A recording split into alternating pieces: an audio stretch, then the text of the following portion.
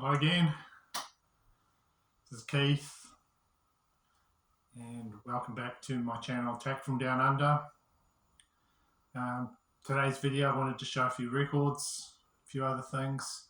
So just to make it more interesting, I've tied it together into a topic. If you're into my heavy metal videos, I'll probably be posting one of those in the next couple of days. This is more a record collecting video. And the topic of today, I'm going to do my some of my favourite cover songs that people have done that I think have eclipsed the originals. It's just my opinion.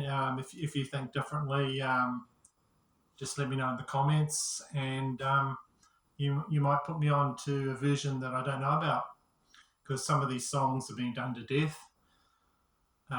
Right, so first one I'm going to mention is by an artist called Graham Parsons, and the song is, his version of Love Hurts. It's a song that was written and composed by an American songwriter, Buble Bryant. First recorded by the Everly Brothers in 1960. So the most well-known version of this that you might know is by the Scottish hard rock band Nazareth, which came out in 1974, and that was a massive hit. So my pick for a better version than the one going way back to the Everly Brothers is this one by Graham Parsons and Emmylou Harris, Love Hurts.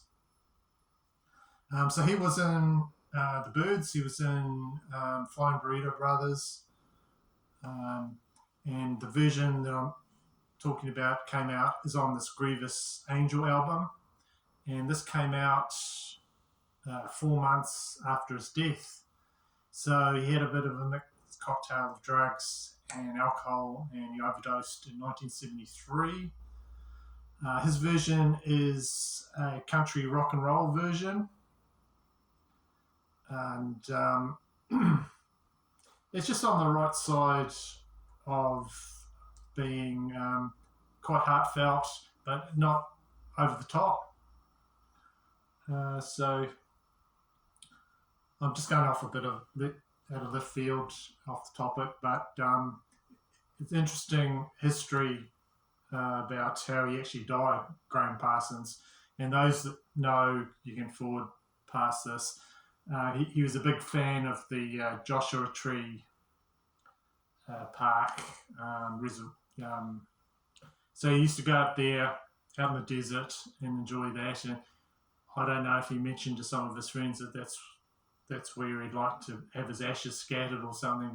But when he did die, it's an amazing rock and roll story where when his body was going through LA airport, some of his friends decided to intercept it and post his mortuary workers, I think his manager and another friend. I don't know what they were on, but I think they were on something. And they took his body and they took it back to the Joshua Tree Park, and set fire to it.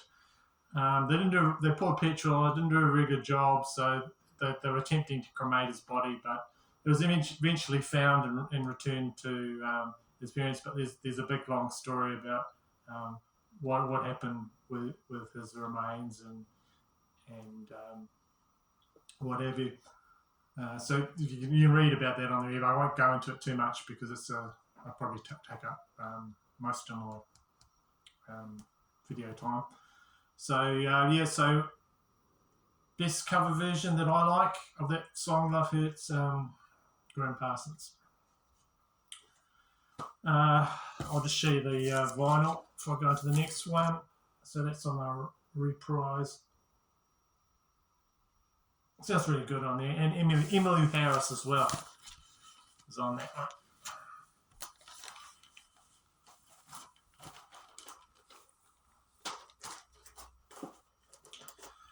Okay, so the next one I'd like to talk about is on this album here. by Johnny Cash. So in 2002, Johnny Cash covered the Nine Inch Nails song "Hurt," and that was a massive success for him. But I'm not going to talk about that. It is a good song, but the one that I like is on this album here, which came out towards the end of his life. He did a cover of the song by the American rock band Soundgarden. So he did a version of the grunge classic Rusty Cage, written by Chris Cornell. I think it came out in 1992. It was the third single from the Bad Motorfinger album. I like, of course, their version of it, but I like even more this one by Johnny Cash that came out in this album, Unchained. So where are we there? It's about there, just there. Rusty Cage, his version. He won a Grammy Award for Best Country Album, and this sort of got a country rock arrangement that I just really like. So my second pick for a song that's eclipsed the original for me, only for me, is Rusty Cage by Johnny Cash. Not the one that he's more probably well known for, which was Hurt, the Nine Inch Nails song. Okay, so the next one is one that I sort of, you might be surprised that I heard this version before I heard the original one.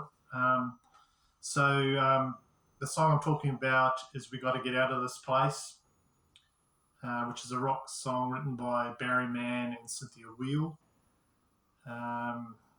Originally.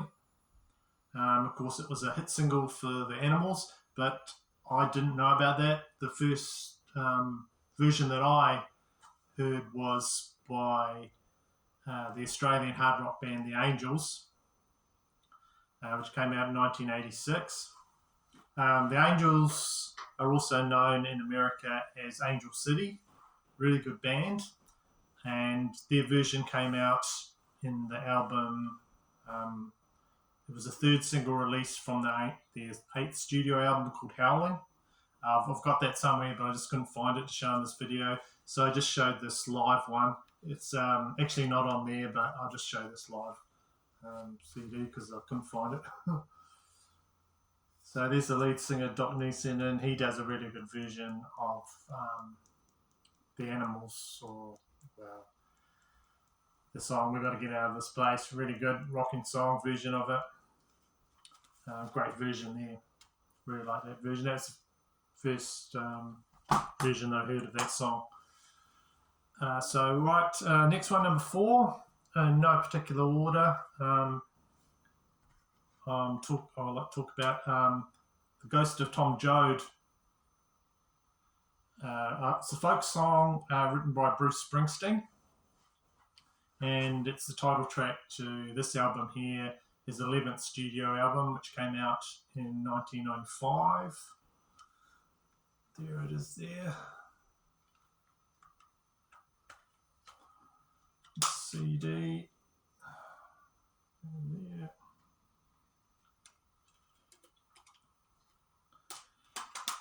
So he was sort of inspired by this by a book.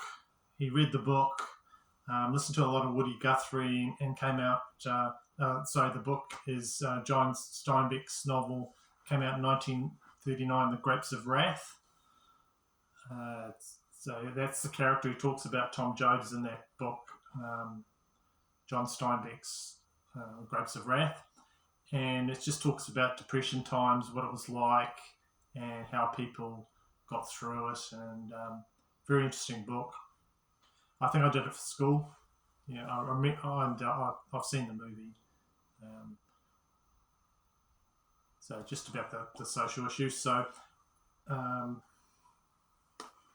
Rage Against the Machine is the version that I like better, even that I'm a big Bruce Springsteen fan, but I like Rage Against the Machine's radically different version. This is my favourite.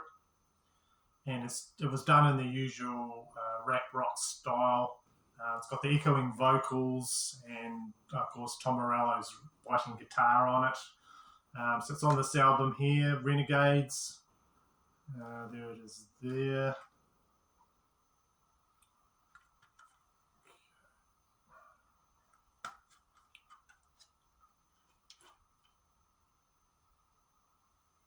Yeah.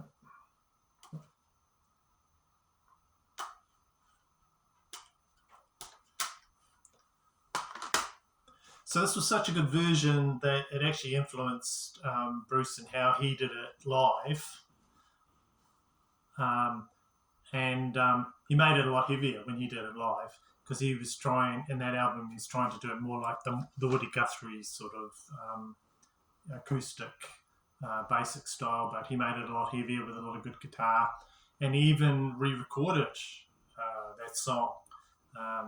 And he got Tom Morello to come in and do guitar for his 2014 album High Hopes. He liked it so much. So, yeah, so he must have liked it. Okay, so the next one, I don't actually own any vinyl or CDs for it, but I've just got like a CDR in my car. But it is the song cover of Sweet Jane by the Cowboy Junkies. So Sweet Jane was a song by the American rock band The Velvet Underground, and it's on their fourth album, which came out in 1970. So the song is written by Lou Reed. And so my pick for the best version of that song is the Cowboys Junkies version on their Trinity Sessions album, which came out in 1988. So I'm trying to find a good copy of that album. So it's got a great atmosphere. My CD version sounds great. And it was recorded inside Toronto's Church of the Holy Trinity. Margot Timmins is the lead singer. Excuse me. And the band just sat around in this church-like atmosphere and just recorded it.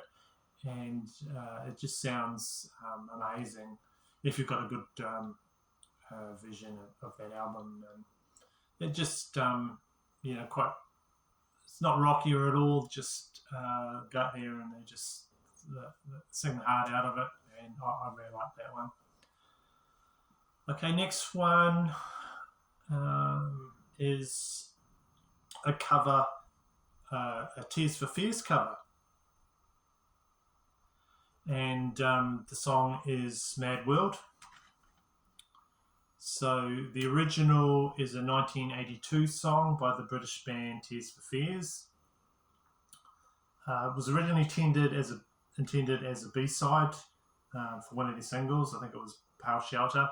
But it was issued under its own strength, and it did all right. So it was completely redone, reimagined by Gary Jules. He just stripped down the track, and it was, of course, most well known for featuring on the movie Donnie Darko. And even Tears for Fears had to admit that it was a great version of that song. Okay. So my next pick is Mad World, originally by Tears for Fears, and Gary Jules did a version of that song. Okay. This one is probably more well known than some of the others. It was a massive hit at the time, and this is Sinead O'Connor's version of Nothing Compares to You. So this was a song written and composed by Prince, and he did it for one of his many side projects called The Family, and the song featured on their 1985 debut. Quite a few years later, Irish singer, really good Irish singer, songwriter Sinead O'Connor picked the song to do as a cover for his second studio album, I Do Not Want What I Do Not Have, in 1990. second single from the album, and it just became a worldwide hit. It was massive. It was just everywhere, and awesome video. It just focused in on her face on the video, and just helped to sell a lot of copies of that album. So, of course, Prince was a bit, I suppose, put out or amazed by the success of that. So he did record his own version in 1993, and that version appears on his 2019 compilation. It came out after his death.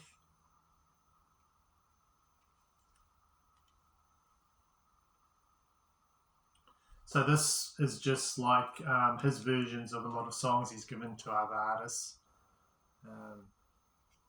This album.